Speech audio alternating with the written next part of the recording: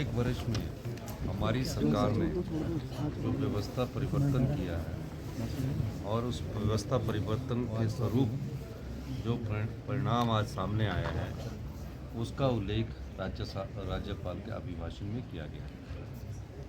व्यवस्था परिवर्तन की नींव हमने अपने पहले बजट में दर्शाई थी और आत्मनिर्भर हिमाचल की दिशा में हम आगे बढ़ रहे हैं। निश्चित तौर पर मैं कह सकता हूँ कि कठिन आर्थिक परिस्थितियों के बाद भी हमने जब आपदा आई लोगों को राहत पहुंचाई, भ्रष्टाचार पर लगाम लगाई, जिस सबॉर्डिनेट सिलेक्शन बोर्ड में नौकरियां बेची जाती थी और उसकी हमने इन्वेस्टिगेशन करवाई और उसके बाद जब हमने पाया कि ये धंधा काफ़ी समय से चल रहा है, उस सबॉर्डिनेट सिलेक्शन बोर्ड को हमने भंग किया। वो हमारे 1 साल की भ्रष्टाचार पर लगाम लगाने की एक उपलब्धता है। आपदा में हमने लोगों को सहायता पहुंचाई। उसके अलावा ग्रीन स्टेट का जो हम परिकल्पना करके चले हैं, उस दृष्टि से एक सोच समाज में भी बनी है और हम उसमें आगे बढ़ रहे हैं। शिक्षा के स्तर में, गुणात्मक स्तर में सुधार करने के लिए शिक्षा के संस्थान खोल दीजिए, लेकिन उनकी शिक्षा में अगर गुणात्मक सुधार नहीं होगा तो आपको उसका काफ़ी नुकसान भविष्य में भुगतना पड़ेगा। हमने इस चीज़ को पहचाना और शिक्षा के स्तर में गुणात्मक सुधार करने के लिए हमने नियमों में परिवर्तन किया, कानून में परिवर्तन किया और आज हम कह सकते हैं कि अगला जो एकेडमिक सेशन होगा उसमें पहली क्लास से इंग्लिश मीडियम शुरू किया जाएगा। 6 वर्ष के बच्चे को मेंटल स्ट्रेस छोटी उम्र में ना डाला जाए, तो उस मेंटल स्ट्रेस से राहत दिलाने के लिए 6 वर्ष की कम आयु के बच्चे को पहली कक्षा में एडमिशन मिलेगा।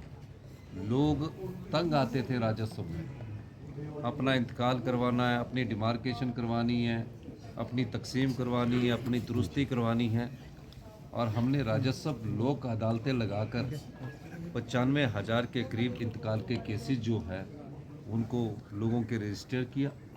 पहले लोग पटवारियों के पीछे घूमते थे, कानूनों के पीछे घूमते थे, पूरा दिन बैठे रहते थे। निश्चित तौर पर इसका लाभ आम लोगों को मिला। हमारी सरकार आम लोगों की सरकार है। लोगों की अंतिम आवाज़ को पहचान कर हम अपना बजट का प्रोविज़न करते हैं। जो अनाथ बच्चे थे, जो कभी ज़िंदगी में सोच नहीं सकते थे कि उनके लिए भी कोई सरकार ऐसी योजना लाएगी।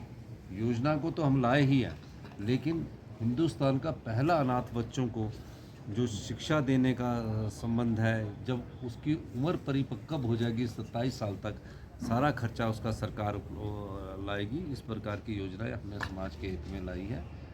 ये हमारी 1 साल की उपलब्धता है। इसके अलावा जो विधवा नारी है, जिनके आवास नहीं है, उनके लिए भी हम एक योजना लेकर आए हैं। सर अभिषेक नामांकन कल होगा।